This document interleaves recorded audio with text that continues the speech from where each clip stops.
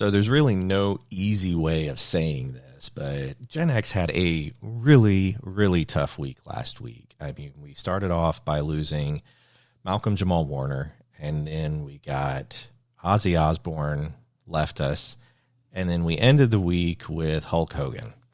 Now, I asked you guys back last week when Ozzy's passing happened to share your stories about your experiences with Ozzy, because as a kid, I was pretty young in the early 80s whenever Ozzy was making it big and making a name for himself. So I didn't get to listen to his stuff.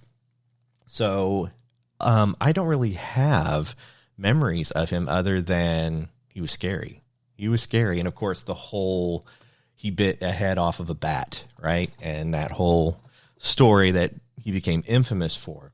So I went to you and asked you about your Ozzy stories. And then a few days later, we lost Hulk Hogan. And so I asked you to share stories about Hulk as well for this video. So this video, I have my stories to tell mainly about Malcolm Jamal Warner and Hulk, but I wanted to talk about all three of them since last week was just a really tough week. And so we're going to try something a little different. We're just going to go off of that. So here we go. We're going to first comment. And the first comment is going to be from Robert Herring. He's a longtime subscriber, member of the channel. If you can do so, please support the channel and either subscribe, or you can click that little thanks button in the lower bottom and you can donate whatever you want.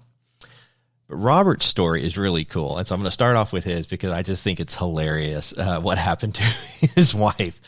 So he said, I took my oldest, now 25, 16 at the time, to the End Tour, Sabbath with Ozzy. Youngest was more into baseball, didn't want to go. His chance to get gear with mom while we were occupied. Backstory, wife had a black Ford Explorer with limo tinted windows. Seriously looked like an unmarked cop. They quickly got bored and came to just wait us out. She, unfamiliar with concert parking lots, pulls up next to a gate parallel with a fire truck and other cops. She half rolled down the windows. Her and the youngest, now 20, 11 at the time, heard the whole concert at the gate because everybody thought it was a cop car. I think of all the ways to get to listen to a free show, I guess that's one way to do it. It reminds me of when I was a kid growing up, we had a house that we rented that was near Illinois State University, near the stadium, and Whitesnake was playing a concert there. I mean, this stadium was literally like a block and a half away from me. If you stood in my front yard, you could see the entrance to it. And my brother and I were able to go up into the attic, which was like a finished attic up in Illinois. And we were able to open the windows up there and we could hear the concert just fine. No problems whatsoever. But we're going to talk about, I'm going to go to the post that I put out there and we'll read some of y'all's comments and memories of Ozzy. So Violet Villard. Violet has been another longtime follower and very, very active. I'm sure you guys have heard me talk about her before. She said, I've been a longtime fan of Ozzy's solo career. I was born in 1977, shortly before he left Black Sabbath in 79. Of course, I didn't hear his music until I was in junior high, but the impact it had made was big. Through his music, he let me know that it's okay to be different and be rebellious. I didn't do the alcohol or drug because of my epilepsy, but I sure became stubborn and sticking to my truth when I had/needed to. September 17, 1995, when I lost my god sister, Heather Marie, I got through it by listening to No More Tears on repeat, and loudly.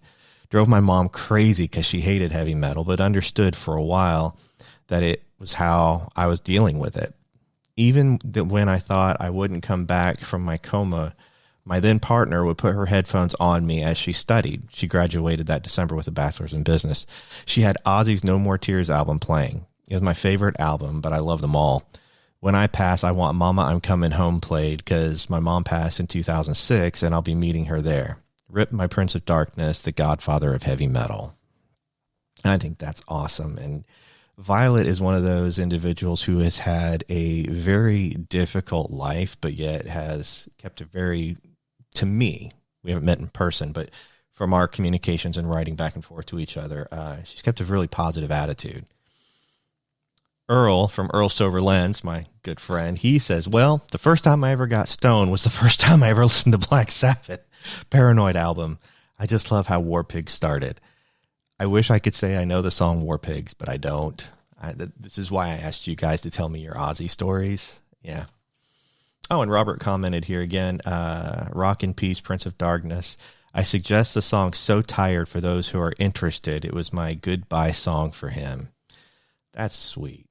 That's really touching. You guys are really kind of cool when it comes to your tributes to fallen heroes and things like that. And I think it was Robert who mentioned in an email he sent me earlier this week, just about how it's been a shit show lately with, we're losing people from our past and our childhood and growing up. And it's difficult because that just brings that whole mortality into play. And we think about it more and it feels like we're just bits and pieces with every single one of those people from our history passing on, that it just seems like we're losing a bit more of ourselves along the way with it. So it's kind of, it makes you think, right? It makes you really think. So let's go here to the comments for where I made the post here, and you'll recognize this is the thumbnail I'm using. So the Gen X memories, let's see what we've got. King of the Rain said, this week we also lost George Koemans, one of the founders of the Netherlands' most famous rock band, the Golden Earring. While not really a fan myself, there's no denying the impact the group made worldwide with songs like Radar Love. That's true. That's true. Yeah, and didn't Golden Earring, weren't they the ones who sang Twilight Zone? I know Rad and I had a whole big debate about this. We got it wrong when we did our mall walk tour, and I had to correct it, and I think I'm probably getting it wrong again. The Source has been around since the beginning, too. The Source says, wow, that's right. Blessings, brother. God bless you, too. Robert had another comment here. Robert's just monopolizing my time, it seems like, right? I emailed you my Ozzy story. I remember Hulk. Oh, this is his Hulk Hogan story. Okay. I remember Hulk Hogan from wrestling after school when I was a kid. And of course, the Cosby Show was great. A lot of the stuff came from Cosby's comedy. It was cool to put a face with the jokes. Warner was great for the part, and Lisa Bonet was smoking hot. I didn't really have a specific special memories, but many small things from a special time. I know the 80s weren't as much fun for you, but I turned 18 in 89. So the 80s were largely the best time in my life. I was married in 91 and music died in 94. I liked the 90s just fine, but I graduated college in 96 and had a kid in 2000, so it was a different phase of life. 80s, especially early 80s, to me were the days of Hulk and mid-80s Cosby's. It's been like watching the innocence of my childhood die.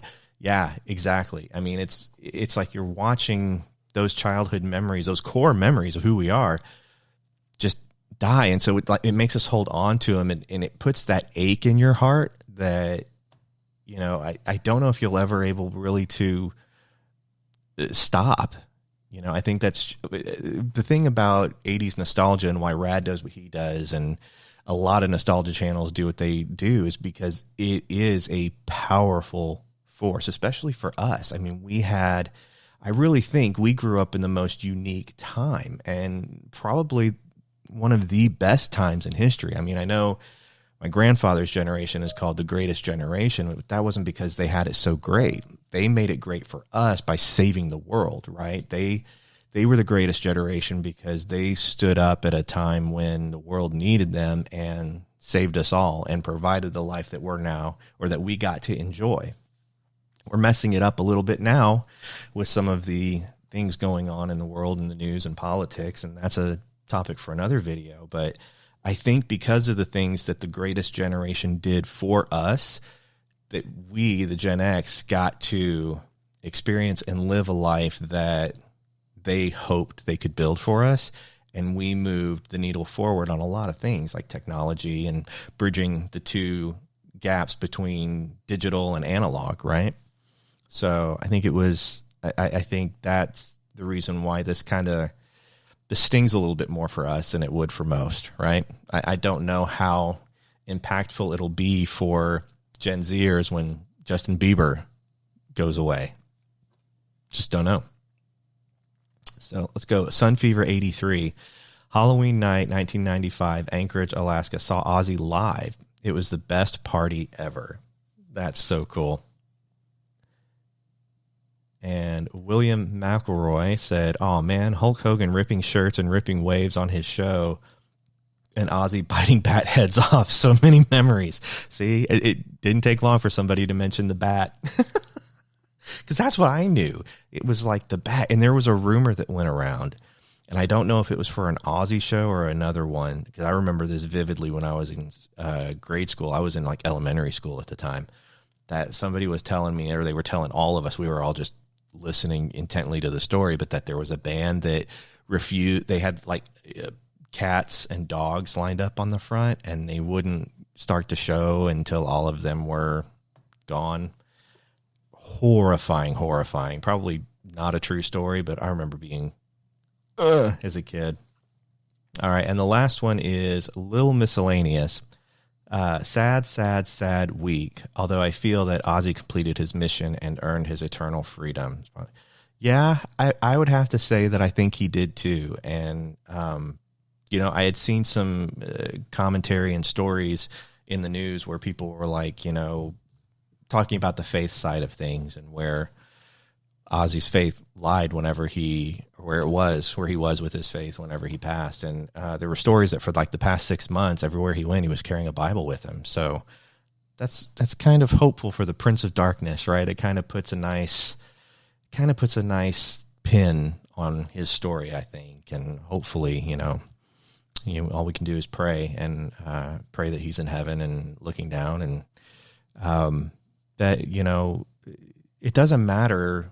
It's like Alice Cooper, right? Alice Cooper is another person who was very much a dark figure whenever we were younger, and the music and things like that. But now he has you can hear him talking about God and his faith all the time. And he's doing a lot of volunteer work and putting a lot of his hard-earned money towards helping the younger generations, I want to say in Arizona, where he lives. And I think Ozzy was the same way. I think Ozzy was a very generous man, and I think he was very much a humanitarian in the sense that, there's the showman of Ozzy, and then there's the man side of Ozzy. And I think the same thing with Alice Cooper. There was the showman, and then there's the man. So I don't think we can necessarily judge who either of them were by their appearances and how they behaved previously. I think we kind of have to give them the benefit of the doubt, give them a little bit of grace, and pray for them is what I would say. And I just remembered I haven't shared my piece about Malcolm Jamal Warner, and that just really is, I grew up watching him, and I just remember there were so many different lessons I learned from the Cosby Show about studying in particular. I remember there was the one episode where he was talking to Theo about Malcolm Jamal Warner's character, about how, when you're learning something, it's hard. It's like a jet taking off, right? You burn a lot of fuel to get to altitude, but then once you level off, you start burning less fuel and you just maintain it. And it's the same thing with studying in school, right? When you start a class that year, it's going to take a little bit of an up ramp to get to where you're familiar with the subject and understand it, but then you just maintain it for the rest of the year and it's not so hard. That really stuck with me, and I used that principle, and I've actually used that principle and example to my kids even today. So it's interesting that something as simple as a family night TV show could carry such lessons. I mean, that's our TV shows in general, as Gen Xers growing up in the 80s, they carried weight, they carried lessons. I mean, even our cartoons, G.I. Joe at the end would always have that public service announcement. He-Man would always have a public service announcement. It was just ingrained into what we did. We had commercials on TV. This is your brain. This is your brain on drugs. Any questions? Constantly had stuff like that. So, yeah, I think that a lot of us probably have core life lessons that we learned from the Cosby Show. And that's, again, put Bill Cosby's transgressions aside and just look at what positive impact he had on a generation as a whole. And I think that, you can say he's done some good. He did some really horrific things. He done some good. So anyway, with that, if you haven't already, be sure to leave your story about Malcolm Jamal Warner, Hulk Hogan, or Prince of Darkness himself, Ozzy Osbourne. And if you haven't, leave those in the comment section. And as always, I will see you in the comment section.